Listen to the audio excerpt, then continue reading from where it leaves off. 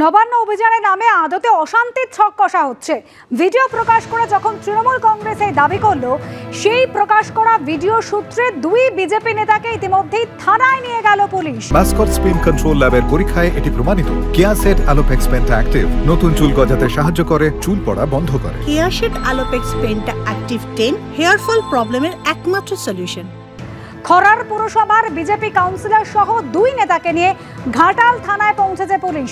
আমাদের প্রতিনিধি সোমনাথ দাস রয়েছেন আমাদের সঙ্গে। সোমনাথ, কি কারণে দুই বিজেপি নেতাকে থানায় নিয়ে যাওয়া হয়েছে? দেখো অনুসভা, যেটা আগামীকাল যেটা নবান্ন অভিযান ছিল, সেই অভিযান ঘিরে বহু সমস্যা চলছিল, কিন্তু ইতিমধ্যেই একটা ভিডিও ভাইরাল হয়েছে এবং সেই ভাইরাল ভিডিওতে দেখা যাচ্ছে যে দুই বিজেপি কর্মী বা বিজেপি নেতা তারা বলা বলি করছে বিভিন্ন ধরনের কথা। সেই ভিডিও ভাইরাল থেকেই কেন্দ্র করে আজকে সেই দুই নেতাকে আজকে ঘাটাল থানার পুলিশ খড়ার মিউনিসিপ্যালিটি থেকে তাদেরকে নিয়ে যাওয়া হয়েছে এবং তাদেরকে নিয়ে গিয়ে জিজ্ঞাসাবাদ করছে বলে জানিয়েছে। যদিও আমরা পুলিশ সূত্রে জানতে পারছি এই মুহূর্তে তাদেরকে আটক করা হয়নি এবং তাদেরকে অ্যারেস্টও করা হয়নি, কিন্তু এই মুহূর্তে পশ্চিম মেদিনীপুর থানার পুলিশ সুপার আসছেন এবং তাদেরকে জিজ্ঞাসাবাদ করবেন কেন এই ভিডিও হয়েছে বা এই ভিডিও সত্যতা আছে কিনা, বা সেই কারণেই তাদের জিজ্ঞাসাবাদ করার জন্য এখন জেলা পুলিশ সুপার আসছেন। ধন্যবাদ সোমনাথ। যারা 2011 সালে সিপিআইএম কে উপড়ে ফেলে দিয়েছিল, এরা তারাই যাদের অবদমিত ক্রোধ প্রতিরোধ করবার ক্ষমতা, প্রতিবাদ করার সাহস দীর্ঘদিন পর্যন্ত অর্জন করতে পারেনি, কিন্তু আজ দেওয়ালে পিঠ থেকে যাবার কারণে তাদের সমস্ত আবেগের বাঁধ ভেঙে গিয়ে তারা আজকে রাস্তায় নেমেছেন। কোন আন্দোলন যখন সমস্ত রাজনৈতিক দলের বিভাজনের ঊর্ধ্বে উঠে একটি নির্দিষ্ট ঘটনাকে কেন্দ্র করে রাষ্ট্রশক্তির বিরুদ্ধে বা কোনো রাজ্যে কোনো সরকারের বিরুদ্ধে তাদের সরকার পরিচালনা, তাদের প্রশাসন, তাদের পুলিশ ব্যবস্থার বিরুদ্ধে নেমে পড়ে, তখন হতাশা এবং আতঙ্ক থেকে তারা এই ধরনের বিবৃতি দেন।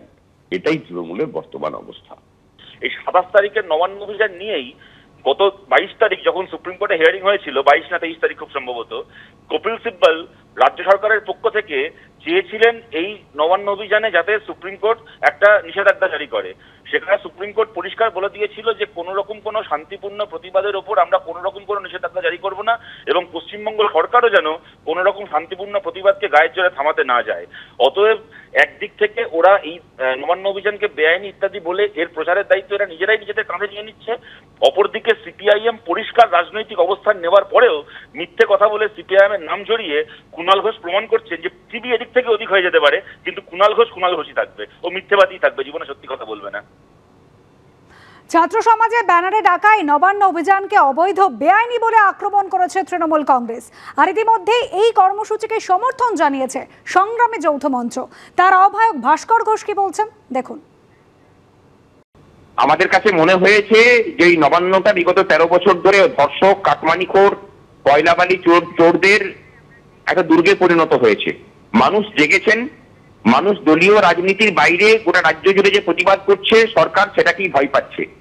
আমরা আমাদের যে আন্দোলন তার দায়িত্ব নিয়ে বলতে পারি যে এই মঞ্চে কোনো বিজেপি, কোনো আরএসএস, কোনো তৃণমূল, কোনো কিছু নেই, কিন্তু আবার সবাই আছেন। আমাদের মধ্যে সব রাজনীতির লোক আছেন, কিন্তু এই মঞ্চের মধ্যে কোনো কিছুর অনুপ্রবেশ নেই। একজন সরকার যখন ভয় পায় তখন এই ধরনের অবান্তর কথাবার্তা বলে। আর বেআইনি বলেন কোন অধিকারে কুণাল ঘোষ, যেখানে সুপ্রিম কোর্টের প্রধান বিচারপতি রায় দিয়েছেন যে শান্তিপূর্ণ আরজি কর নিয়ে শান্তিপূর্ণ যত জমায়েত বা মিছিল হবে তাতে কোনোটাতে বল প্রয়োগ করা যাবে না। রাজ্যবাসীর উদ্দেশ্যে বলি যে আগামীকাল আসুন সবাই, হাওড়া স্টেশনে আমরা থাকবো।